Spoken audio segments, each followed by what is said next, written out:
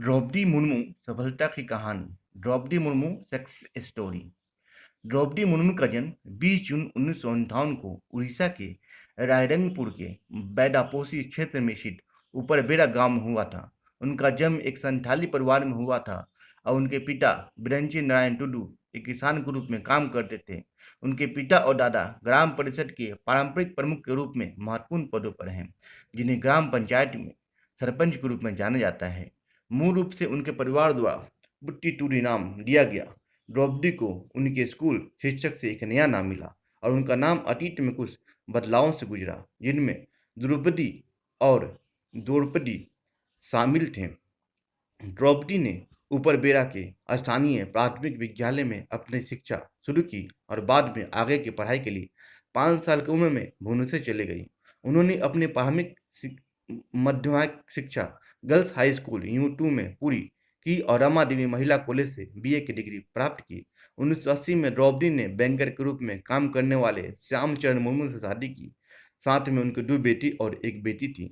दुर्भाग्य से द्रौपदी ने अपने पति, 2 बेटे, मां और एक भाई के रूप में कई त्रासदियों का अनुभव किया, जो 2009 से 2015 तक 7 साल की अवधि के भीतर गुजर गए। द्रौपदी मुर्मू को ब्रह्म कुमारियों के आध्यात्मिक आंदोलन की अनुयायी के रूप में जाना जाता है।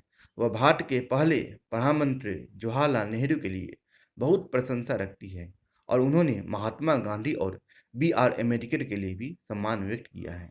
1979 और 1983 के बीच द्रौपदी मुर्मू ने उड़ीसा सरकार के सिंचाई विभाग में एक राजनीतिक करियर कनिष्ठ सहायक के पद पर कार्य किया।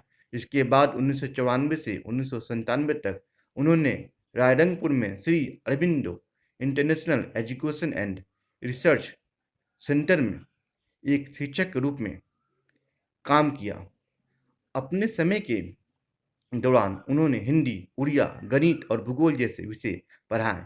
यह ध्यान देने योग्य है कि उसने स्कूल में अपने कार्यकाल के दौरान कभी भी पूर्ण वेतन का अनुरोध नहीं किया। 1997 में वह महिलाओं के लिए आरक्षित सीट का प्रतिनिधित्व करने वाली एक स्वतंत्र उम्मीदवार के रूप में रायरंगपुर नगर पंचायत की पार्षद चुनी गई। बाद में वह भाजपा में शामिल हो गई। उन्होंने रायरंगपुर विधानसभा क्षेत्र से 2000 का उड़ीसा विधानसभा चुनाव जीता और 2000 से 2009 तक ओडिशा विधानसभा में 2 बार सेवा की। उड़ीसा में भाजपा और बीजेपी गठबंधन सरकार में अपने समय के दौरान उन्होंने वाणिज्य और स्वतंत्र प्रभार के साथ मंत्री पद संभाले। 6 मार्च 2000 से 6 अगस्त 2002 तक परिवहन और मत्स्य पालन और पशु संसाधन विकास के लिए, 6 अगस्त 2002 से 16 मई 2004 तक अपनी उपलब्धियों की मान्यता में मुर्मू को 2007 में उड़ीसा विधानसभा के सर्वश्रेष्ठ विधायक के लिए नीलकंठ पुरस्कार मिला। हालांकि उन्हें 2009 में एक झटका लगा जब वह मयूरभंज लोकसभा क्षेत्र से लोकसभा चुनाव हार गई। BJD और बीजेपी गठबंधन 2013 में वह भाजपा राष्ट्रीय कार्यकारिणी के लिए चुनी गई और 2015 तक जिला अध्यक्ष के रूप में कार्य किया। द्रौपदी मुर्मू ने 18 मई 2015 को इतिहास रचा जब उन्होंने झारखंड के राज्यपाल के रूप में शपथ ली। इस प्रतिष्ठित पद को धारण करने वाली पहली महिला बने। उनके 6 साल के कार्यकाल के दौरान भारतीय जनता पार्टी झारखंड सरकार और केंद्र सरकार दोनों में सत्ता में रही। राज्यपाल के रूप में मुर्मू का कार्यकाल मई 2015 में शुरू हुआ और जुलाई 2021 में समाप्त हुआ। राज्यपाल के रूप में उनकी भूमिका से पहले उनका एक सफल राजनीतिक जीवन था। जून 2002 में भारतीय जनता पार्टी ने भारत में आगामी राष्ट्रपति चुनाव में द्रौपदी मुर्मू को राष्ट्रीय जनतांत्रिक गठबंधन के उम्मीदवार के रूप में नामित किया। यशवंत सिन्हा को विपक्षी पार्टियों ने अपना उम्मीदवार बनाया था। मुर्मू ने अपनी उम्मीदवारी के लिए समर्थन जुटाने के लिए विभिन्न राज्यों में अभियान चलाए। बीजेड, YSRCP, झामुमो, बसपा, SS और जद सहित कई विपक्षी दलों ने चुनाव से पहले उनके समर्थन की घोषणा की।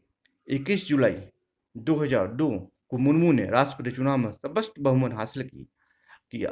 केंद्र शासित प्रदेश पुडुचेरी सहित 28 में से 21 राज्यों में यशवंत सिन्हा को कुल मतों के 64.03% से हराया।